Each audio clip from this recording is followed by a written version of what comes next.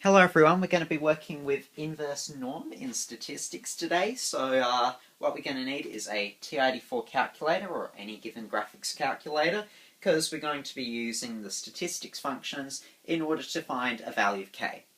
So let me set the scene for some of the basic uses of inverse normal. As we go through the video, you'll see quite a few different ways we can use this sort of function in order to calculate things, but let me start off with a key idea. So let's say that we had a standard distribution, a standard normal distribution, with mu equal to 0 and a standard deviation of 1. Let's say that we wanted to find some value k, and that k was greater than 63% of the population. Then what we can do using this actual technique here, and k may not be greater than one standard deviation in the first place, but I'll just probably be somewhere like there, k, because we've got 34%, so it'd be 84 after one standard deviation, so k's in there somewhere. But what we could do is we could use inverse normal on our calculator to work out the position of k as a z-score.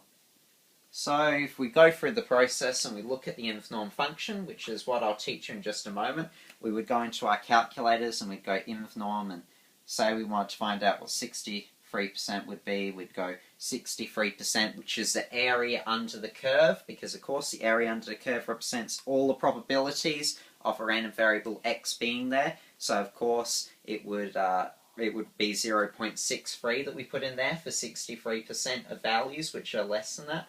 And then we put in the mean and 1. So it helps us work out that value of k, the z-score. And the z-score that we get or derive from a value can help us actually work out how the mean and standard deviation are in a given context. So say we're not given mu or sigma in a question. We could get it by using some of these inverse normal techniques and finding the area under parts of a curve, which is really cool.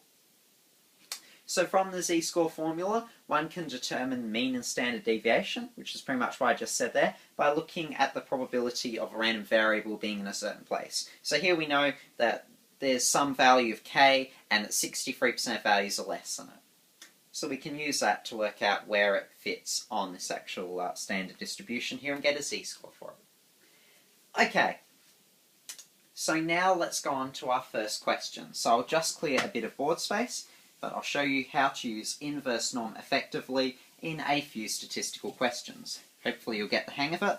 I'll go for a few just to make sure. So the first question says, what is k? So again, k is that value that we want to find. So what is k if the probability of z being greater than k equals, and I've got this written as being 0.2. So in order to find this, what we need to do is first draw our distribution, because it really helps gain a sense of what's actually happening. And we have some value k. And we notice here that z, which is a variable, it's greater than k when there's 20% left over. So we have some value k, and 20%, or 0.20 of our distribution is greater than k. Now, in order to work out the position of k, we need to look at the area up to that point in the curve. And that's something very important. When we type in invnorm and it asks us for area, we need to put what's in below, because otherwise it will think, hang on, you've put in 0.20 as being your area, so k is going to be somewhere down there. So in this case, we wouldn't put in our area as being 0.20, because we read from the left to the right, just like we would read a book. So in this case, number of values, or should I say the proportion of values, the probability of a value being less than k is 0.80. How did I get that? Well, all of the probabilities under the curve equal 1, right? The area under curve equals 1, so hence 1 takes 0.20, which equals 0.8. is how I was able to get that answer. So invnorm on your TID4, I don't know exactly how it is for Casio's, but we go to stat, then we go to, we go to second function distribute again. So that's where normal CDF was. Hopefully you've seen my video on that as well. but you go second vars, and that becomes distribute when you go the second function of that, and then you go to inverse norm, and it should be the third function on the list. Now, if you have the old ROM, you should get something like inverse norm, and then you put in the brackets. If you get the new ROM, like what I have here, you have area, mu, and sigma as a list there. So the first thing is the area, and again it's below the value of k that we're looking for. So if we were to put it in here, it would of course be 0.80. Because the question says that z is greater than k for a probability, that 0.2 is the probability of z being greater than k. So k is going to be here, and z is going to be 0.20 greater. That z value is going to sit somewhere in there. So again, remember whether it's below or above. That's the best thing that you can do when you're answering these sort of questions, because they help you avoid making silly mistakes. So again, if there's a greater than symbol and it's z greater than k, then it means that you've got to look at the area below the curve. If it's a less than symbol, which is an example I'll do in a minute, then you can just go straight ahead, because you're looking at what's below that area, because we read from left to right. And that's something that a lot of people don't pick up on sometimes when they get the wrong answer. So we put in that as being the area below the curve. The mean is 0, because we're looking at standard normal distribution here. And our standard deviation we'll just put in as being 1. So in order to calculate this, we have those values in there. What we do is we press paste, and then we press enter, and it gives us a k value. So k's value will essentially be the z-score for this object here, this sort of position on the normal distribution that represents k.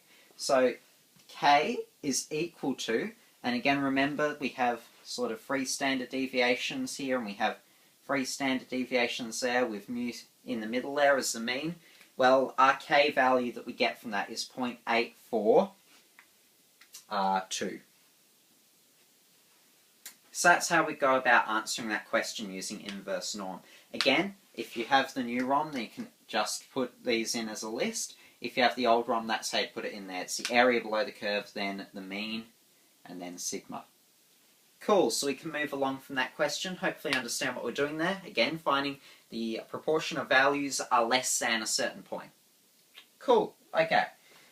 So the next question is where we have a less than example. So it's actually probably slightly easier in most people's opinions. I did start off with a slightly more difficult one, but of course that will change a bit later on in the video when we look at a few more complex contextual examples. So this one says, find k if the probability of z being less than k is equal to 0.4. In fact, that's more of a statement, not a question. Sorry about that. Okay, so in order to do this, well, we draw a diagram, because it really helps us out. We have mu in the middle, and then we have standard deviations, 3 of them either side, we generally draw. So now we need to think about where 0.4 would lie, because 0.4 of the values in this normal distribution will be less than k. Z is less than k. That's something you need to look at with the symbols there. So we know that out here we have 0.15%, very small amount. Then we have 2.35%. Again, you should remember this from some of my videos I've done on the normal distribution. And then we have 13.5%. And that combined total there is 16%. And then in this bracket here we have 34%. So we know we're going to be lying reasonably close to the mean. We're going to be lying in that standard deviation reasonably close to the mean. And that's where our value of k lies, because we have 0.4 less than k. So 0.4 of the normal distribution there is less than k. So now we go to our calculators with invnorm. And we know we're looking for a z-score between 0 and -1. In fact, whoops, wrong way around.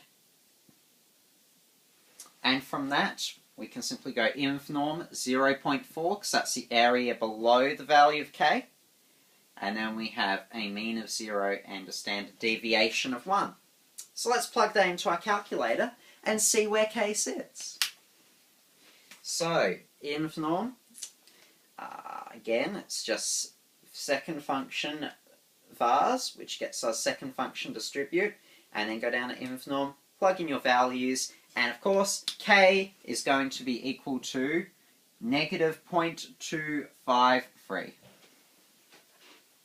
And it fits what we know contextually about where it should be. Because of course it's going to be close to mean, but it's going to be to the left of the mean, so it's going to be negative, because the mean represents 50% less than and 50% greater than. It is in the middle of the normal distribution. So we've answered that question. Now let's move on to the next question. And this question is the first contextual question.